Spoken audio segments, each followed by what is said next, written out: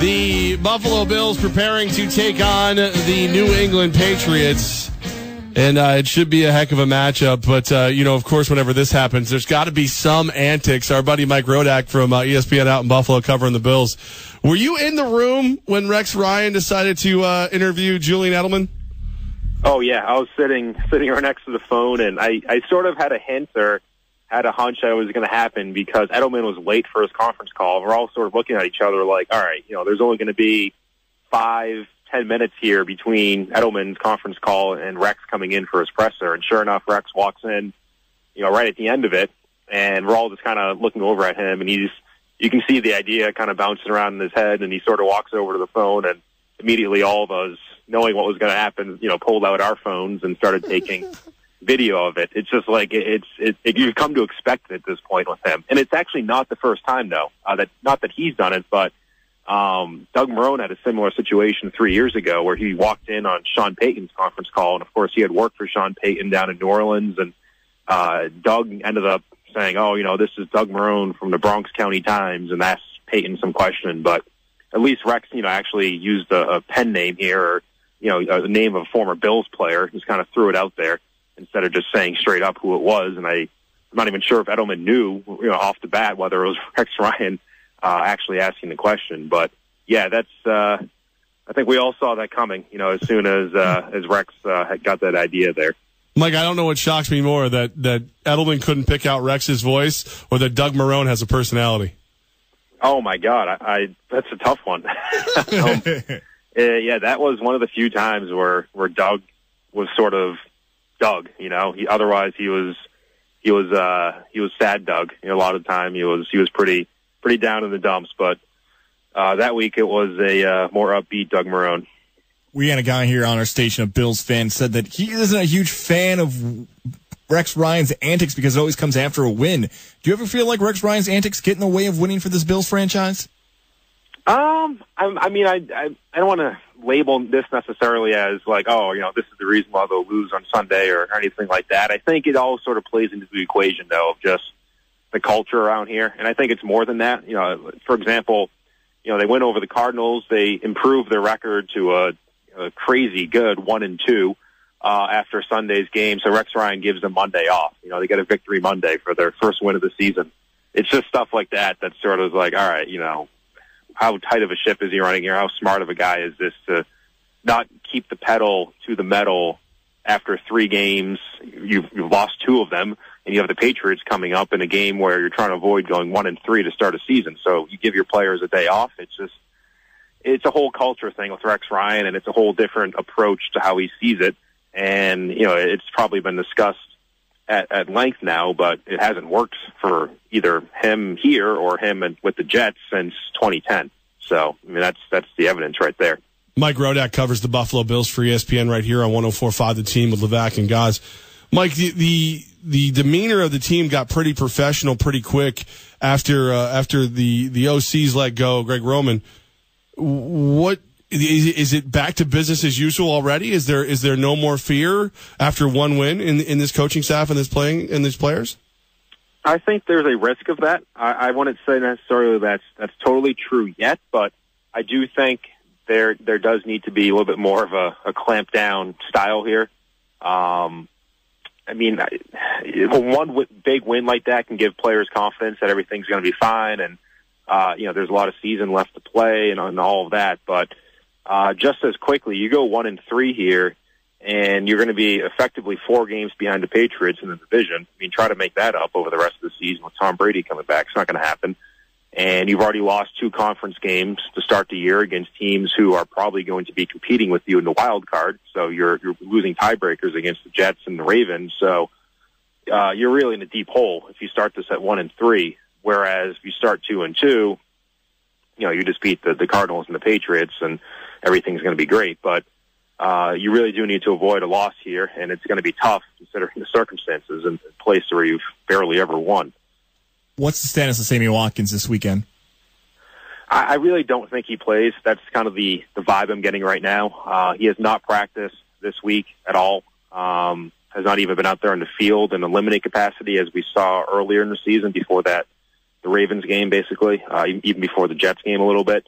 I mean, they're still hopeful that he's going to travel on Saturday to New England, but that doesn't mean he'll play. I mean, it could just mean he goes out there for warm-ups and he doesn't feel right and he sits out the game. I think that's probably the most likely course of action right now. I mean, Rex Ryan will say that, a player doesn't practice, he can still play, especially a guy like Watkins who's so talented, but it's just hard. You don't have those reps, and it probably doesn't make sense for the offense to have a guy out there who hasn't practiced in 2 weeks trying to play in a game.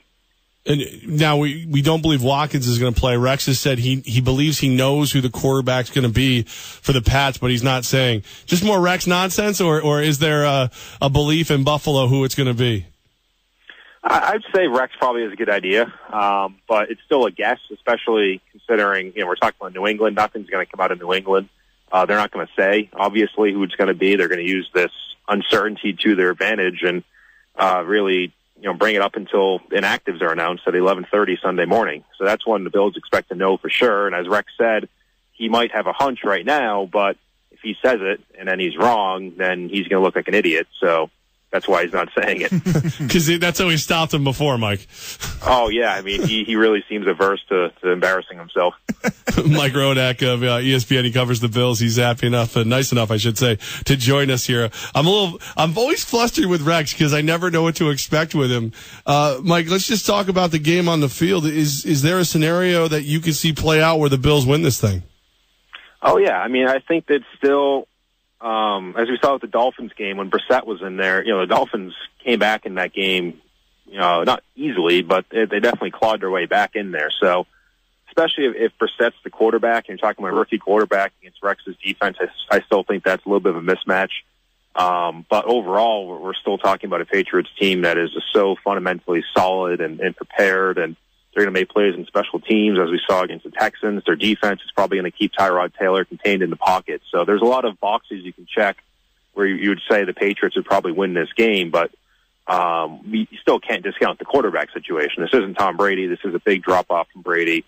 And, it's still a very fluky week-to-week league, and anything can happen. As we saw Monday night last year, the Bills were not totally out of that game by any means. I mean, they had to fumble, McKelvin did, on the punt return, and there was a few plays here and there where if the ball had bounced a different way, I mean, the Bills could have won that game on Monday night in New England. So I still would give them a chance in this game. I do think the Patriots will win. And doesn't that make it more frustrating for Bills fans and even the Bills coaching staff that if they lose to New England, they still can't beat the Patriots even when they don't have Tom Brady? Right. I mean, it's more than just the coaching staff, too. I'd say it's the entire region. I mean, this region has been tormented by Brady for 16 years now. He's a 25-3 record against them. He's probably the most hated athlete in Buffalo. And there's always a sort of hope around here that once Brady is done, which is probably going to be in at least another few years, but at least you have a preview this weekend, that once he's done, there's going to be hope and there's going to be change in the division and things will finally be different. Well, if Garoppolo or Brissett comes out and beats the Bills and you're right back to where he started, then I think that's pretty naturally depressing for this entire city and region. Mike, with the Greg Roman firing after 2 weeks, let's just say the worst case scenario, Bills go out there, get embarrassed by Jacoby Brissett, is there going to be another firing? No, I don't think so. I don't think there's anybody left to fire other than Rex, and I don't think they'll fire Rex in the season for the simple fact that this is a coaching staff that is stacked with his guys. The only coach that right now who's been on the outside or came from the outside was Aaron Cromer or Danny Crossman as well in special teams, but otherwise, it's, you have Rob Ryan, you have Dennis Thurman, Anthony Lynn, coached with him with the Jets. Jeff Weeks is his college roommate, the outside linebackers coach. Jeff Blake was on his coaching staff at Oklahoma. Tim McDonald was with the Jets, Bobby April, Tony Sprono, David Lee, Sanjay Wall. I mean, you're right down the list. There's all of his guys on this staff. So the responsibility has to be Rex for bringing them in. You can't just fire a position coach and have Rex come off the hook again. But also, if you fire Rex, I can guarantee you that Rob Ryan would walk out the door with him, Dennis Thurman would walk out the door with him, Jeff Weeks would walk out the door with him, and there'd be nobody left to run this defense or to coach this team. So it's just not really something that's feasible, I think, during the season. No way they kick Rob Ryan out just to send a message kind of thing? I think Rex would go down with his brother in that case. I can't imagine him allowing that to happen. Mike Rodak, he's the man on the scene in Buffalo for ESPN. Man, we appreciate you, and get ready for more antics as we get Bills-Pats this weekend. You got it. It's a fun team to cover, no doubt. Thanks, Mike. You got it.